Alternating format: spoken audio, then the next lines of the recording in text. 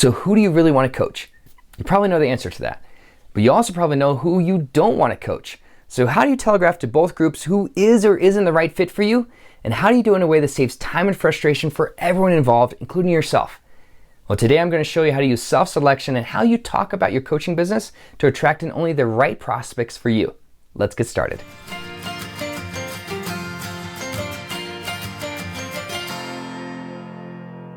Hi, I'm Jon Cook. I'm the founder of Keynote Content. And over the last 5 years, I worked with close to 1,200 business coaches and consultants one-on-one, helping clarify their message, elevate their impact, and change the world for good. And I found there are kind of 3 different lanes when it comes to coaches who are attracting in different prospects. The first lane is the brand new coach. You're just getting started. This might be you. You're saying, I'm not attracting anybody in right now. I don't know what to do as far as fit. Whether somebody's reaching out to me, I'll take anybody right now. This is actually a great place for you to start because you can have a more direct message that's framed in using self-selection, which we're going to talk about in a little bit, to attract in only the right prospects from the start. That might be you. Or you might be in lane 2 where you're saying, I've been coaching for a bit and I'm getting kind of this grab bag of different prospects. Some of them are good, some of them are not good. How do I make sure that I'm kind of eliminating out the people who are not the right fit, but attracting more of the people who are the right fit for me, or maybe even a better fit beyond that? That might be you. You might be in this third lane though, where you say you're a seasoned coach, you've been doing this for a while, you say, I only want my calendar to be filled up with the ideal prospects, not just good prospects, but the ideal prospects. How do I talk about my coaching business in a seasoned, experienced way that attracts in only those people? The first thing I recommend that you do is you focus on all about the fit.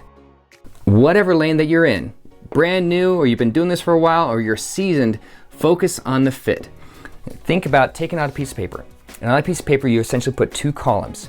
On one side, you say, we might be a great fit if. Put the if in all caps, if. We might be a great fit if this. Second column is, we might not be a great fit, or we're likely not a great fit if this. And you can fill in with those qualifications based on your values, based on your priorities, based on your expectations or experiences, or on the prospective client's values or priorities or experiences or expectations. So on one side, it might be a great fit if you're willing to learn. If you're willing to learn even things that might be new or challenging to you, or maybe unlearn some things that might have worked in the past that no longer work, but here's maybe a better way. If you're willing to learn from people who have a different expertise from you, we're likely a great fit. On the other side, saying we're likely not a great fit if you're not willing to learn anything new. If you're not willing to push yourself to try new ideas, likely not a great fit. Now, this doesn't have to be a positive and negative. It could be somebody saying, okay, we're likely not a great fit if you're just starting out. That's not a bad thing. You're just getting started. That's exciting. And that's your thing, but it's not our thing, and that's okay. And once you figure out where you are as far as great fit and not a great fit, you can take that list and put it onto your website, onto your coaching sales copy, your coaching program, in your social media, what you share from stage on your LinkedIn profile. You start to articulate your alignment. What I mean by articulate your alignment is saying you put out, even on that sales copy for a coaching program, you say, we're likely a great fit if, and then on the next column right next to it, you say, we're likely not a great fit if. And you can articulate out those values, those priorities, expectations, experiences, all of that. So people reading through that can say, where do I find myself landing? More on the great fit? Awesome, that's great. Or more in the not great fit. Okay, maybe this is not the right direction, not the right landing spot for me, but maybe this person who's not the right fit for me might know somebody who might be a better fit or the right fit for me. The more they can read through that, the more they can say, is this the best use of my time? Because I wish I would have known if we were in alignment before we hopped on the call. You can help them save that time and frustration by articulating that ahead of time. For us, like with Keynote Content, we have a manifesto that we have all our prospective clients read through and to say, are you in alignment with that? And one of the lines that we have in there is, life is too short to work with jerks, so we don't and we won't. And that's clearly saying, like, hey, if you're showing up as some type of, use some derogatory term, whatever, as far as like not a nice person, we're likely not the right fit before we even get into the first conversation.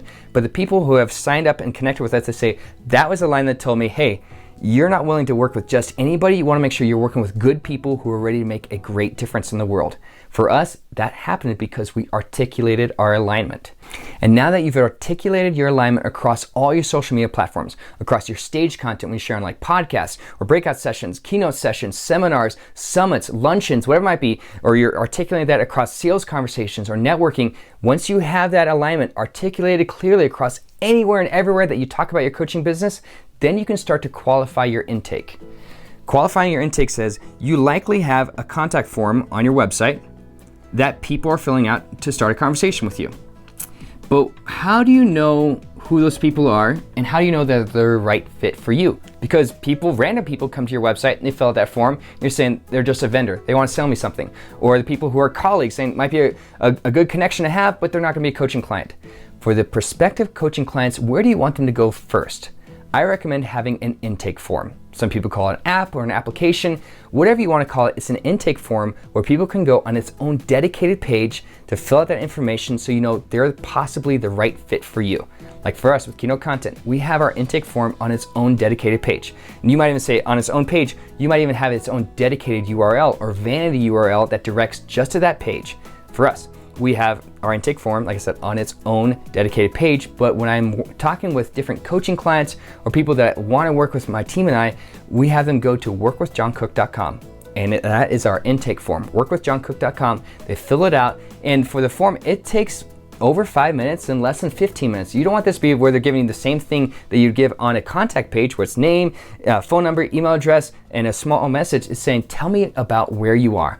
What are you excited about? Where are you potentially stuck? What inspired you to reach out today? Have people fill out more information. When we started doing that, going from just a contact form to an actual intake form, the same number of people reaching out to us, but the number of people who were filling out information dropped out by at least 50%.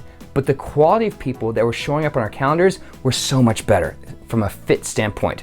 Instead of having like 1 out of 5 people, or 1 or 2 out of 5 people saying that were showing up on our calendars saying that's the right fit, we're having now 4 out of 5, if not 5 out of 5 consistently, people who show up on our calendar as prospective coaching clients. They are absolutely the right fit for us because we qualified the intake. You might say less people are filling out your form, but more people that are filling out your form are the better fit for you. And all through this information, focus on the fit, you articulate your alignment, you qualify your intake, and I guarantee you're going to start attracting in more of the right coaching prospects into your business. And if you love what I shared, go ahead and hit subscribe. You can catch more of my videos about how to talk about your coaching business in a way that's natural, easy, and comfortable. You know, like a human. And after working with this many coaches, one of the places where I see so many coaches get stuck, especially new coaches, is that they're trying to go after 3 or 4 different types of audiences. You might call them avatars, archetypes, audience types, whatever you want to call it. I have found that the coaches who grow faster are the ones that focus on only one type of audience. I even put together a video talking about why that's the case. Go ahead and hit play on the next video. We'll see you there.